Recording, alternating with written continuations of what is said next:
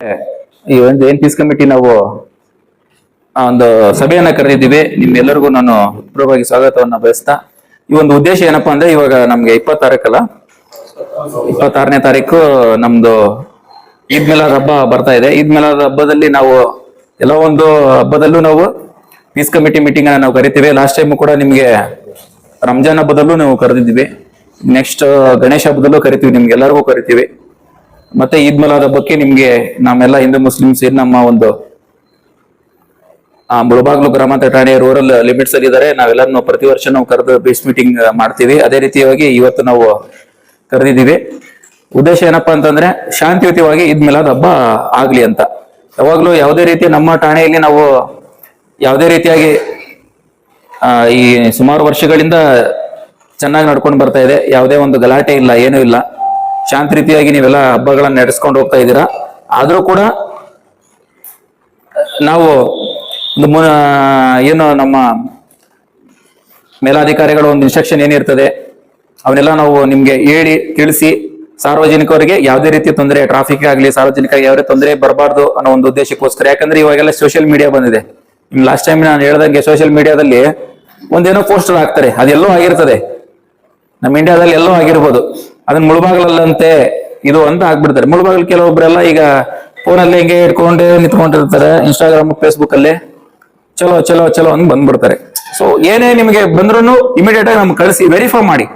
ಅರ್ಥ ಆಯ್ತಾ? ಯಾವುದೋ ಒಂದು ವರ್ಷದ್ದು, ಎಷ್ಟೋ ವರ್ಷದ ಹಿಂದಿನ ಇವಾಗ ತಗೋದ್ಬಿಟ್ಟು ಅದನ್ನ ಮಾಡಿಫೈ ಮಾಡಿ, ಇವಾಗೆಲ್ಲ ಗೊತ್ತಿಲ್ಲ AI ಆ ತರ ಮಾಡ್ತಕ್ಕಂಥ ಸಂದರ್ಭಗಳು ಇದಾವೆ. ಸುಮಾರು ಸಲ ಅದು ಆಗಿದೆ. ಸೋಷಿಯಲ್ ಮೀಡಿಯಾದಲ್ಲಿ ಎಲ್ಲೋ ಒಂದ್ ಕಡೆ ಆಗಿದ್ದನ್ನ ನಾವು ಕೋಲಾರದಲ್ಲಿ ಮಾಡಿದ್ದಾರೆ. ಯಾಕೆ ನಾವು ಆಯ್ತು, ನಾವು ಹಿಂದೂ ಮುಸ್ಲಿಂ ನಾವು ಕೋಲಾರದಲ್ಲಿ ಎಲ್ಲ ಚೆನ್ನಾಗೇ ಇದೀವಿ, ಚೆನ್ನಾಗೇ ಇರೋಣ, ಚೆನ್ನಾಗಿ ಅವ್ರೊಬ್ಬ ನಾವು ಮಾಡ್ತಾ ಇದೀವಿ, ನಮ್ಮೊಬ್ಬ ಅವ್ರು ಮಾಡ್ತಾ ಇದಾರೆ, ನೀಟಾಗಿ ನಾವು ಮಾಡ್ಕೊಂಡು ಹೋಗೋಣ. ಒಂದು ಇನ್ಸ್ಟ್ರಕ್ಷನ್ ಏನಪ್ಪಾ ಅಂತಂದ್ರೆ, ಯಾವುದೇ ರೀತಿ ಇದು ಏನೇ ನಿಮ್ಮದು ಲಾಸ್ಟ್ ಅಲ್ಲಿ ಏನ್ ತ್ಯಾಜ್ಯಗಳು ಏನಾದ್ರು ಬಂದಿದ್ರೆ ಅದನ್ನ ನೀಟಾಗಿ ಸಂಗ್ರಹಿಸಿ ಗ್ರಾಮ ಪಂಚಾಯತಿ, ನೀವು ಹಳ್ಳಿಗಳಲ್ಲಿ ಆಲ್ಮೋಸ್ಟ್ ಹಳ್ಳಿಗಳು ಮತ್ತೆ ಇಲ್ಲಿ ನಿಮ್ದು ನಗರಸಭೆ ಲಿಮಿಟ್ಸ್ ಬಂತಂದ್ರೆ ಅದೇನು ವೆಹಿಕಲ್ಗೆ ಅದರಲ್ಲೇ ನೀವು ಕಳಿಸ್ಬೇಕು. ಯಾವುದೇ ಕೆರೆಗಳಲ್ಲಿ ಎಲ್ಲಿ ಯಾವುದೇ ರೀತಿ ಆಗಿರ್ಲಿ, ಏನಾದ್ರು ಆಗಿರ್ಲಿ, ವೆಜ್ ಆಗಿರ್ಬೋದು, ನಾನ್ ವೆಜ್ ಆಗಿರ್ಬೋದು, ಹೂಗಳಾಗಿರ್ಬೋದು, ಏನೇ ಆಗಿರ್ಲಿ, ಒಂದು ಲಾಸ್ಟ್ ಅಲ್ಲಿ ಏನ್ ನಾವು ಆ ಹಬ್ಬ ಮಾಡಿದ ಮೇಲೆ, ಏನ್ ಪೂಜೆ ಮಾಡಿದ ಮೇಲೆ ನಮ್ಗೆ ಏನ್ ತ್ಯಾಜ್ಯ ಉಳಿತದಲ್ಲ ಅದನ್ನ ನೀಟಾಗಿ ಸಂಗ್ರಹಿಸಿ. ಅರ್ಥ ಆಯ್ತಾ? ಸುಮಾರು ಕಮ್ಯುನಿಟೀಸ್ ಏನಂತಂದ್ರೆ ಒಬ್ಬೊಬ್ರು ಕೆರೆಗಳಲ್ಲಿ ಅಲ್ಲಿ ಇಲ್ಲಿ ಹಾಕ್ಬಿಡ್ತಾರೆ ಪಕ್ಕದಲ್ಲಿ, ಅದರಿಂದ ಸಾರ್ವಜನಿಕರಿಗೆ ತೊಂದರೆ. ಅದೆಲ್ಲ ಆಗೋದ್ ಬೇಡ. ಮತ್ತೆ ನಮ್ಮಲ್ಲಿ ನೀವೇನು ಅಲ್ಲೇ ಸಣ್ಣ ಪುಟ್ಟ ಅಲ್ಲಿಂದ ಅಲ್ಲಿಗೆ ಮೆರವಣಿಗೆ ಹೋಗ್ತಾ ಇರ್ತೀರಾ, ಆ ಒಂದು ಸಂದರ್ಭದಲ್ಲಿ ಮತ್ತೆ ಯಾವುದೇ ರೀತಿ DJ ಅಂತರೂ ನಾವು ಯಾರಿಗೂ ಪರ್ಮಿಷನ್ ಕೊಟ್ಟಿಲ್ಲ. DJ ಅಂತರೂ ಬ್ಯಾನ್ ಆಗಿದೆ, ನಿಮ್ಗೆ ಗೊತ್ತಿರಬೇಕು. DJ ಪರ್ಮಿಷನ್ ಇಲ್ಲ. ಮತ್ತೆ ನೀವೇನು ಸಣ್ಣ ಪುಟ್ಟ ಹಾಡುಗಳು ಹಚ್ಕೊಂಡಿರ್ತಿರಲ್ಲ, ಎಲ್ಲ 10 ಗಂಟೆ ಒಳಗಡೆ ಮುಗಿಬೇಕು. ಚಿಕ್ಕ ಸೌಂಡ್ ಬಾಕ್ಸ್ ಇಟ್ಕೊಂಡು ಹಾಡ ಹಾಕ್ತಿರಲ್ಲ ನೀವು, DJ-ಗಂತೂ ಪರ್ಮಿಷನ್ ಇಲ್ಲ.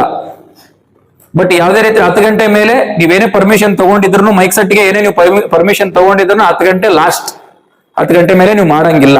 ಆಮೇಲೆ ನಂದು ಇನ್ನೊಂದು ಏನಂದ್ರೆ, ನಾನು ಪರ್ಸನಲಿ ಅನ್ಕೊಳ್ಳಿ, ಇಲ್ಲ ಇದು ನಮ್ಮ ಪೊಲೀಸ್ ಇಲಾಖೆ ಅಂತ ಹೇಳ್ತಾ ಇದೀವಿ ಅಂತ ಅನ್ಕೊಳ್ಳಿ, ನಾವೇನ್ ಕೋಲ್ ತಗೊಂಡು ಹಿಂಗ್ ಮಾಡ್ತೀವಲ್ಲ, ಇದೇ ಹಬ್ಬದಲ್ಲೆಲ್ಲ ಈಗ ಜಾಸ್ತಿ ಈಗ ಎಲ್ಲರೂ ಮಾಡ್ತಾರೆ. ಎಲ್ಲ ಹಿಂದೂಗಳ ಹಬ್ಬದಲ್ಲೂ ಮಾಡ್ತಾರೆ, ಮುಸ್ಲಿಂ ಹಬ್ಬದಲ್ಲೂ ಮಾಡ್ತಾರೆ. ಅರ್ಥ ಆಯ್ತಾ?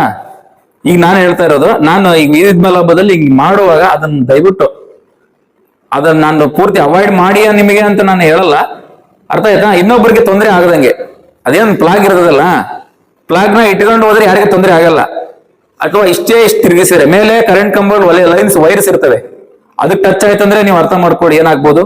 ಅಥವಾ ಹಿಂಗೆ ಯಾರೋ ಒಬ್ಬನ್ ಬರ್ತಾನೆ, ಎಂಟ್ರಿ ಆಗ್ತಾನೆ, ಕೊಡು ಇಲ್ಲಿ ಅಂತ ಕೇಳ್ತಾನೆ, ಅವನ್ ಮೈಯಲ್ಲಿ ಏನ್ ಬರ್ತದೋ ಗೊತ್ತಿಲ್ಲ, ಅವಾಗ ಪೂರ್ತಿ ನಾನು ಈದ್ ಮಿಲಾದಿಗೆ ಆಗ್ಲಿ ಗಣೇಶನ ಹಬ್ಬಕ್ಕಾಗ್ಲಿ ಇದನ್ನ ನಾನು ಪರ್ಟಿಕ್ಯುಲರ್ ಈ ಹಬ್ಬ ಅಂತ ಹೇಳ್ತಾ ಇಲ್ಲ. ಬಟ್ ಯಾವುದೇ ಒಬ್ಬ ವ್ಯಕ್ತಿ ಅದನ್ನ ಮಾಡುವಾಗ, ಅದೇನ್ ಬಾವುಟಗಳನ್ನ ಕಟ್ಕೊಂಡು ಹಿಂಗ್ ಮಾಡುವಾಗ ಎಷ್ಟೋ ಜನದ ಲಾಸ್ಟ್ ಟೈಮ್ ಆಗಿದೆ, ಒಂದು ಮುಖಕ್ಕೆ ಬಡದ್ಬಿಟ್ಟು ರಕ್ತ ಎಲ್ಲ ಬಂದಿದೆ. ಅರ್ಥ ಆಯ್ತಾ? ಅದೇ ಏನಾದ್ರು ಕಣ್ಣಿಗೆ ಬಡದ್ರೆ ಏನಾಗ್ತದೆ?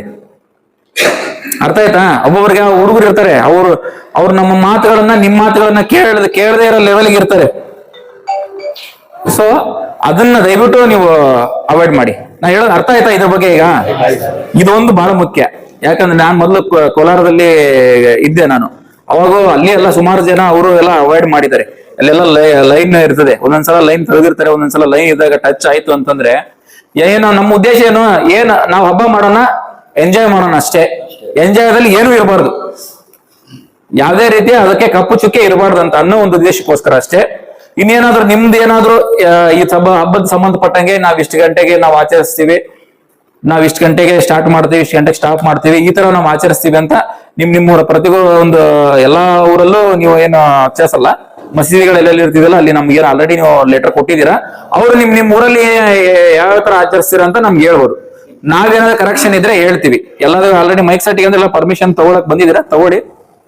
ಏನಾದ್ರು ಇದ್ರೆ ಹೇಳಿ. ಬಟ್ ನಾ ಹೇಳಿದ್ರೆ ಸೋಷಿಯಲ್ ಮೀಡಿಯಾದಂತೂ ದಯವಿಟ್ಟು ನಾನು ರಾತ್ರಿ 2 ಗಂಟೆಗೆ ಮಾಡಿದ್ರು 3 ಗಂಟೆಗೆ ಮಾಡಿದ್ರು ನಾನು ರಿಸೀವ್ ಮಾಡ್ತೀನಿ.